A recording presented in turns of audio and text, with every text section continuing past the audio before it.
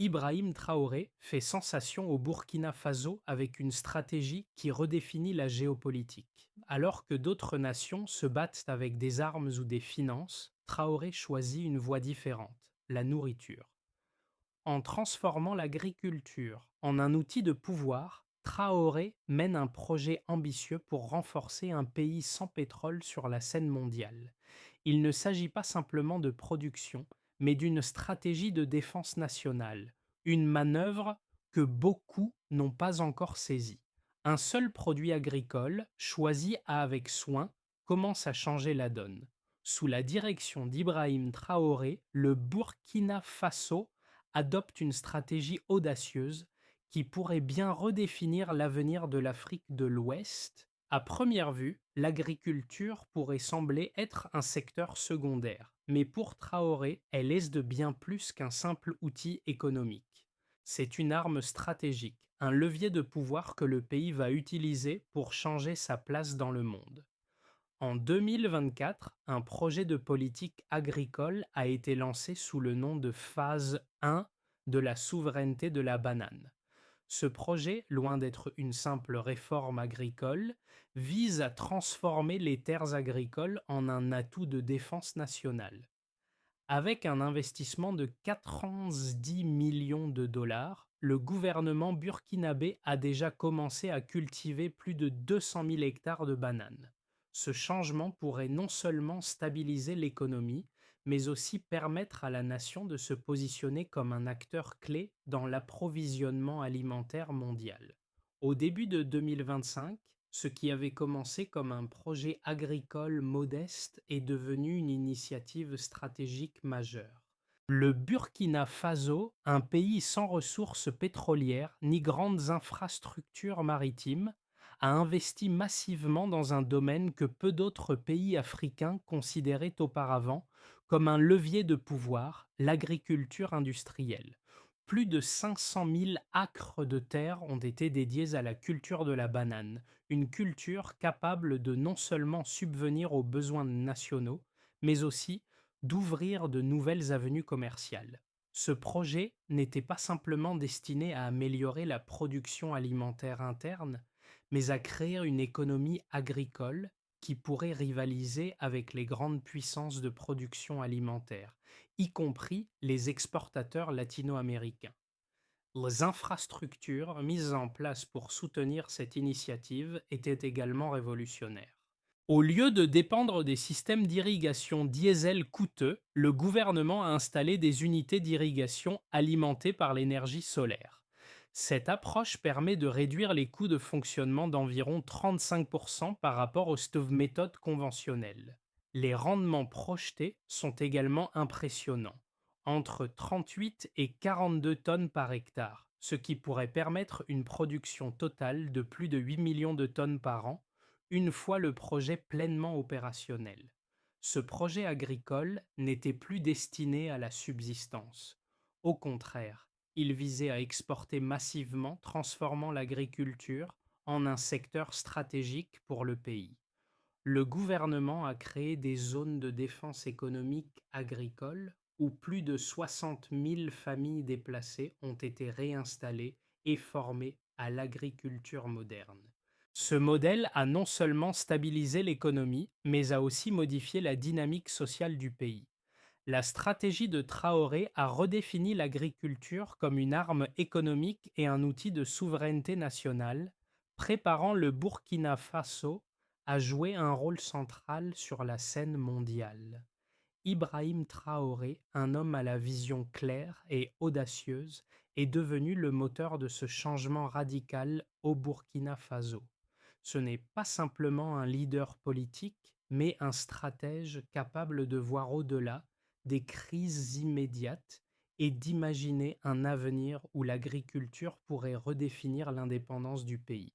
Traoré a compris que le véritable pouvoir ne réside pas dans les ressources naturelles classiques, comme le pétrole ou les minerais, mais dans la capacité à nourrir une nation et à contrôler l'approvisionnement alimentaire à l'échelle mondiale.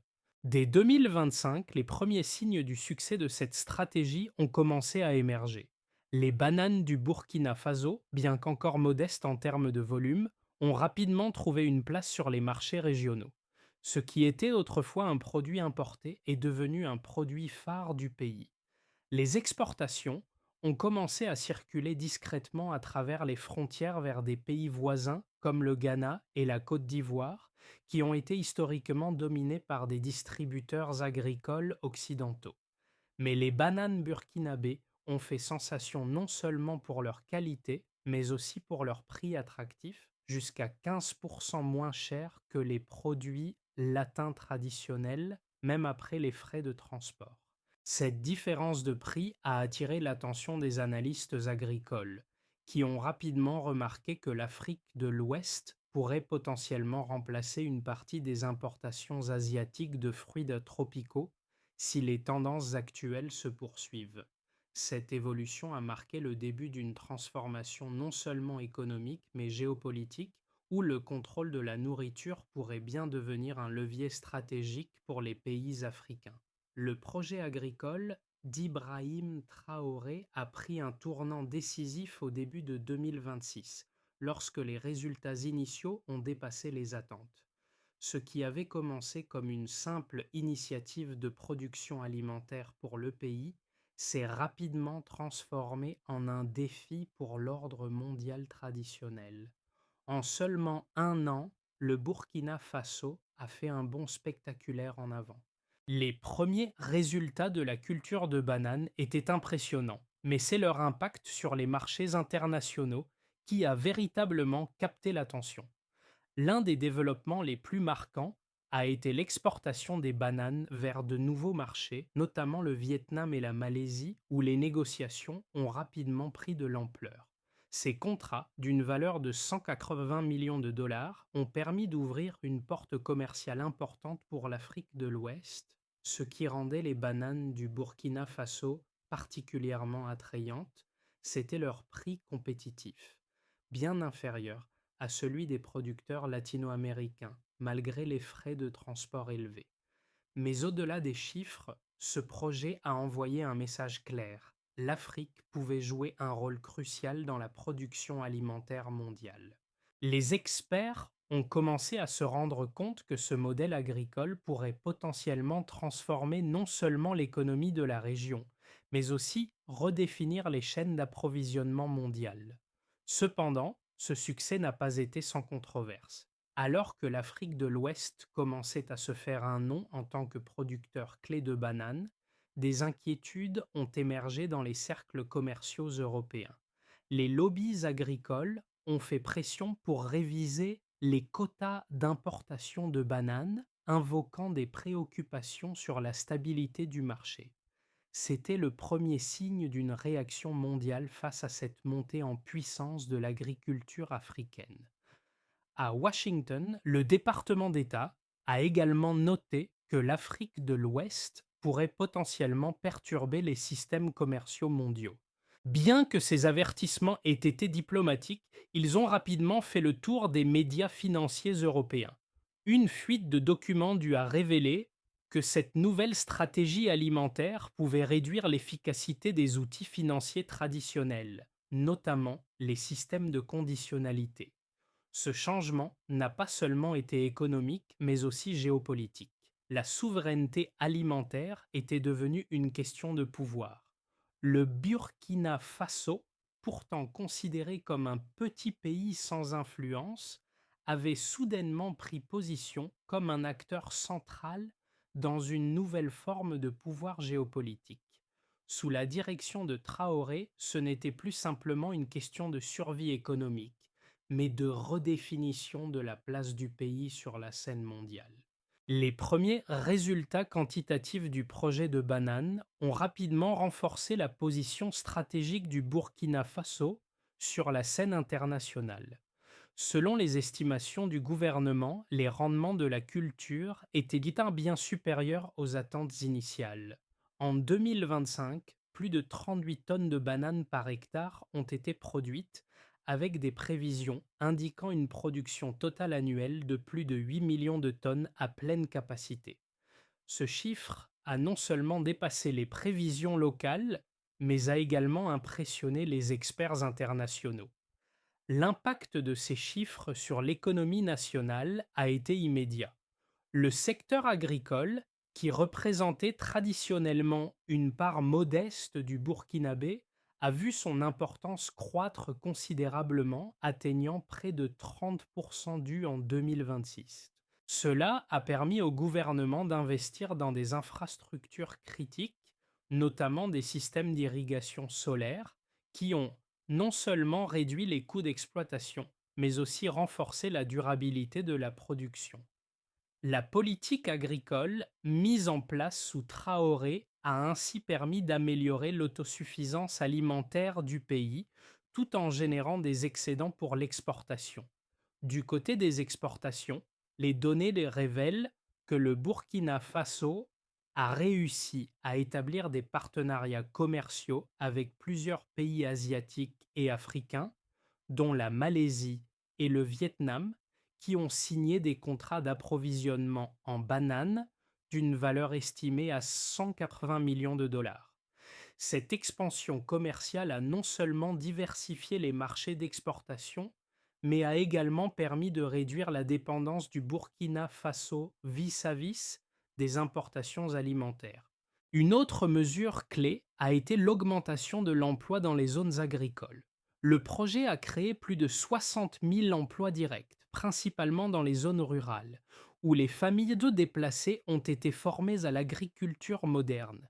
Ces emplois ont contribué à réduire la pauvreté rurale, qui est l'un des défis majeurs du pays. Les statistiques montrent que la migration saisonnière a diminué de 20% entre 2025 et 2026, car de plus en plus de jeunes ont choisi de travailler dans les champs de bananes au lieu de partir à la recherche d'emplois dans d'autres pays. Ces données ont également révélé une baisse significative de la volatilité des prix alimentaires. Selon les chiffres du ministère de l'Agriculture, les prix des denrées alimentaires ont diminué de 18% sur une période de 12 mois, ce qui a directement allégé les ménages burkinabés confrontés à des années d'inflation et de conflits dans la région du Sahel. Ces résultats ont renforcé l'idée que le contrôle de la production alimentaire pouvait offrir à un pays une stabilité économique et politique, offrant une alternative au modèle de dépendance traditionnel. En analysant la stratégie de Traoré, on peut identifier deux arguments opposés qui façonnent la perception de son projet de souveraineté alimentaire. D'un côté, les partisans du projet soulignent que la souveraineté alimentaire est une nécessité pour l'indépendance de l'Afrique. Les ressources naturelles de nombreux pays africains, y compris le Burkina Faso, sont souvent exploitées par des puissances extérieures, laissant peu de place à la croissance économique durable. Le projet de Traoré repose sur l'idée que l'Afrique doit contrôler ses propres ressources alimentaires, ce qui lui permettrait de négocier sur des termes plus équitables avec les autres nations. Il s'agit d'une réponse stratégique à des décennies de dépendance vis-à-vis des importations et des prêts étrangers. De l'autre côté, certains analystes soulignent que cette nouvelle approche pourrait finir par renforcer une forme de nationalisme agricole qui n'est pas soutenable à long terme. Les critiques mettent en avant le fait que l'agriculture, bien qu'elle soit essentielle, ne peut pas à elle seule soutenir une économie complexe sur le long terme. Ils avertissent que la dépendance excessive à une seule culture, comme la banane, expose le Burkina Faso à des risques liés aux fluctuations du marché international et aux effets climatiques imprévus. De plus, le modèle de Traoré pourrait provoquer une fragmentation des marchés mondiaux, risquant de renforcer les barrières protectionnistes et de limiter l'accès des produits africains aux autres marchés internationaux. Cependant, Traoré lui-même répond à ces critiques en soulignant que le projet ne consiste pas simplement à cultiver des bananes, mais à transformer une vulnérabilité en opportunité. Plutôt que de se contenter d'être un fournisseur alimentaire, le Burkina Faso, sous sa direction, cherche à devenir un acteur clé dans le secteur agricole mondial. L'infrastructure mise en place pour soutenir ce projet, y compris l'irrigation solaire et la modernisation des pratiques agricoles, permet non seulement de réduire les coûts, mais aussi d'assurer la durabilité de la production. Ainsi, bien que le modèle comporte des risques, il offre également des avantages stratégiques considérables pour le Burkina Faso et l'Afrique dans son ensemble. Le projet de souveraineté alimentaire du Burkina Faso n'est plus un simple changement agricole. Il est devenu une révolution géopolitique. En janvier 2026, Ibrahim Traoré a annoncé une extension majeure du programme de bananes, ajoutant 200 000 acres supplémentaires de terres agricoles pour atteindre une production totale de plus de 8 millions de tonnes par an. Ce virage stratégique a non seulement consolidé l'importance du projet pour l'économie nationale, mais a également attiré une attention internationale sans précédent. La réponse des puissances mondiales a été révélatrice. Bien que les sanctions officielles n'aient pas encore été mises en place, les actions diplomatiques ont montré que ce projet dérangeait les équilibres commerciaux mondiaux. À Washington, les analystes ont rapidement fait des parallèles entre cette stratégie et la façon dont la redéfinit le contrôle des ressources énergétiques. Si le Burkina Faso réussit à maintenir sa stratégie de production à grande échelle, l'Afrique pourrait bien devenir un acteur clé de l'approvisionnement alimentaire mondial. Cependant, ce développement ne s'est pas fait sans obstacle. Les lobbies européens ont intensifié leur pression pour limiter l'accès des produits agricoles africains aux marchés mondiaux. Mais pour Traoré, ce projet est un symbole de la capacité du Burkina Faso à s'affirmer et à défendre ses intérêts. Les conséquences du projet de souveraineté alimentaire du Burkina Faso se manifestent déjà de manière tangible. En plus de transformer le pays en un acteur clé dans l'agriculture, ce programme a créé une dynamique nouvelle sur le marché mondial. L'une des principales répercussions a été la capacité du Burkina Faso à maintenir une production alimentaire stable malgré les fluctuations du marché. En 2025, la volatilité des prix alimentaires a diminué de 18% en moyenne, ce qui a directement allégé la pression sur les ménages déjà confrontés à des années d'inflation et de tensions dans la région du Sahel.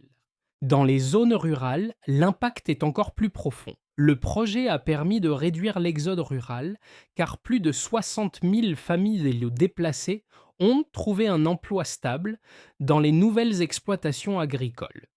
Ces familles ont été formées à l'agriculture moderne et ont accès à des terres, à des TIC et des prix garantis par l'État.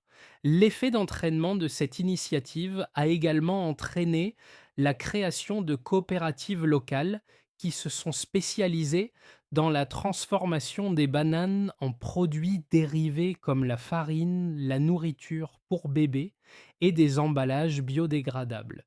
Ces produits ont trouvé une place sur les marchés domestiques et régionaux, consolidant ainsi l'autosuffisance du pays.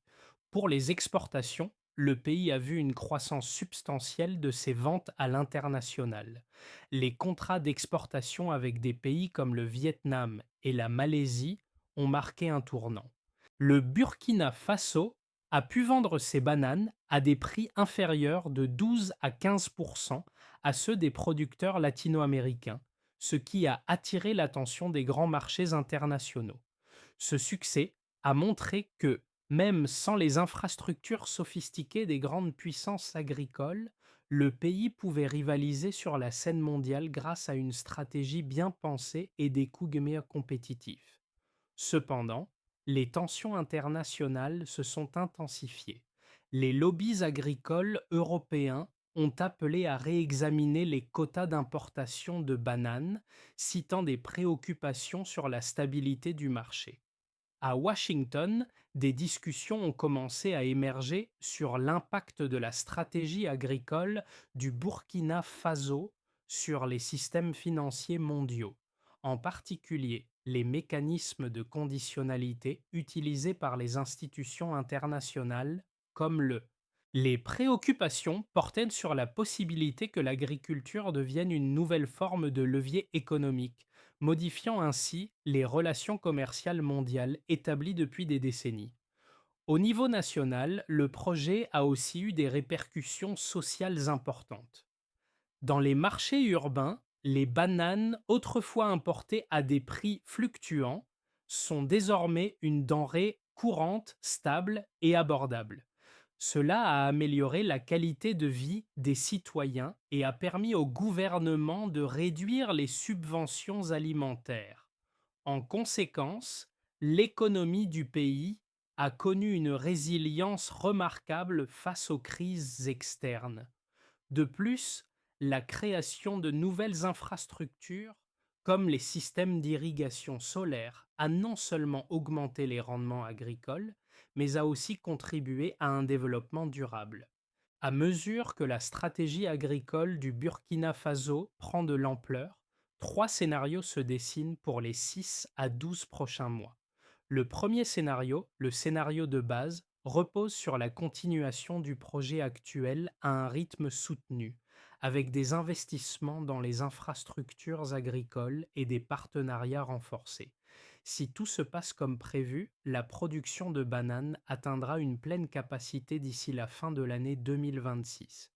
Le Burkina Faso pourrait alors devenir un acteur incontournable sur le marché mondial des fruits tropicaux, diversifiant ses exportations et augmentant ses revenus. La coopération avec des pays comme le Vietnam et la Malaisie pourrait se renforcer et de nouveaux marchés pourraient s'ouvrir en Asie et en Afrique. Dans ce scénario, l'infrastructure solidaire mise en place pour les travailleurs agricoles et les communautés déplacées aurait un effet d'entraînement, réduisant la pauvreté et contribuant à la stabilité économique nationale. Le scénario optimiste envisage une expansion encore plus rapide de la production agricole, soutenue par une politique internationale favorable. Si les États-Unis acceptent d'adopter une politique commerciale plus souple vis-à-vis des produits agricoles africains, cela permettrait au Burkina Faso d'élargir son accès aux marchés mondiaux, notamment dans les secteurs de la transformation alimentaire. Dans ce cas, le pays pourrait voir ses exportations augmenter de 25 à 30 et la mise en place d'un système agricole intégré permettant de transformer les bananes en biocarburant pourrait se concrétiser, ouvrant ainsi de nouvelles voies pour l'économie circulaire. Ce scénario offrirait également des opportunités de partenariat à long terme avec la Chine, l'Inde et d'autres pays du Sud global, tout en renforçant le leadership du Burkina Faso dans le domaine de l'agriculture durable. Enfin, le scénario pessimiste envisage une réaction négative de la part des puissances mondiales, qui pourraient introduire des barrières protectionnistes contre les produits africains. Une politique commerciale européenne plus stricte pourrait entraîner une augmentation des coûts de conformité, rendant les exportations burkinabées moins compétitives. Les tensions avec les institutions internationales, comme le US, pourraient également se transformer en sanctions économiques ou en réduction des aides au développement. Si cela se produit, le Burkina Faso pourrait voir une partie de ses gains annulés par des difficultés d'accès aux marchés mondiaux et un renchérissement des coûts d'exploitation. Néanmoins, même dans ce scénario, l'impact social et économique du projet resterait significatif au niveau national, avec une plus grande autonomie alimentaire et une réduction de la pauvreté. Dans tous les cas, le projet de souveraineté alimentaire du Burkina Faso a déjà démontré son potentiel pour transformer non seulement l'économie du pays, mais aussi ses relations commerciales et géopolitiques à l'échelle mondiale. Quelle que soit l'issue, le pays a clairement amorcé un changement fondamental dans sa manière d'interagir avec le monde. Le projet de souveraineté alimentaire du Burkina Faso a un impact direct sur ses citoyens, et ce n'est pas seulement une transformation économique, c'est un changement dans leur quotidien. Dans les communautés rurales, autrefois marquées par la migration saisonnière et l'insécurité alimentaire, les champs de bananes ont apporté une stabilité inattendue. Pour de nombreux habitants, les terres agricoles ne sont plus seulement un moyen de subsistance, mais un symbole de dignité retrouvée. Les jeunes hommes qui auparavant partèrent chercher du travail en dehors du pays sont désormais retournés dans leur village où ils peuvent travailler dans les champs avec un salaire stable. Dans les villes, la situation est tout aussi notable. La production locale de bananes a permis de stabiliser les prix des denrées alimentaires, réduisant la dépendance aux importations et offrant des produits alimentaires à des prix plus abordables. Cela a eu un impact direct sur les ménages, dont beaucoup se sont retrouvés à gérer une inflation beaucoup plus faible. Ce changement dans les habitudes de consommation, avec des produits locaux devenant la norme, marque un tournant important dans la façon dont les Burkinabés perçoivent leur économie et leur place dans le monde. Mais ce changement ne se limite pas à la production agricole. Il touche également les mentalités. Le programme de Traoré a sensibilisé la population à la souveraineté alimentaire et à l'importance de maîtriser son propre destin économique. À travers des initiatives communautaires, des formations et des débats publics, les citoyens sont devenus plus conscients de la valeur de leur travail et de la possibilité de transformer leur environnement en un outil de pouvoir économique. Ce sentiment de responsabilisation collective pourrait bien être l'un des héritages les plus durables du projet. Le gouvernement du Burkina Faso, sous la direction d'Ibrahim Traoré, a mis en place une feuille de route claire pour assurer la pérennité du projet de souveraineté alimentaire. La première étape a été de consolider les infrastructures nécessaires à une production agricole à grande échelle, notamment l'irrigation solaire, afin de réduire les coûts d'exploitation tout en augmentant les rendements. La deuxième étape a consisté à former la population locale et à établir des coopératives agricoles pour assurer une gestion collective des ressources. Ces coopératives, soutenues par l'État, ont permis d'assurer une distribution équitable des terres et des ressources, tout en garantissant un prix minimum garanti pour les producteurs. La troisième étape de ce processus a été d'ouvrir de nouvelles opportunités sur les marchés internationaux. Le Burkina Faso a signé des accords avec plusieurs pays asiatiques et africains pour exporter ses produits, en particulier ses bananes, et ainsi diversifier ses sources de revenus. Le développement de partenariats commerciaux avec des pays comme le Vietnam et la Malaisie a non seulement permis de renforcer l'économie, mais a également permis de réduire la dépendance du pays aux importations. Enfin, pour assurer une durabilité à long terme, le gouvernement prévoit d'étendre ce modèle à d'autres cultures stratégiques, telles que le riz et le blé. Ce faisant, le Burkina Faso pourrait créer une économie diversifiée, moins vulnérable aux fluctuations des marchés mondiaux et plus résiliente face aux crises futures. Les projets de reboisement à grande échelle, ainsi que la mise en place de systèmes de gestion durable de l'eau, visent à garantir que cette transformation ne soit pas simplement économique, mais aussi écologique et sociale. Lordine, les champs de bananes du Burkina Faso ne sont pas seulement un symbole de prospérité économique, mais aussi de dignité retrouvée pour une nation longtemps négligée par le reste du monde. Ce projet, amorcé avec une vision claire d'autosuffisance et de souveraineté, a redéfini la place du pays sur la scène mondiale.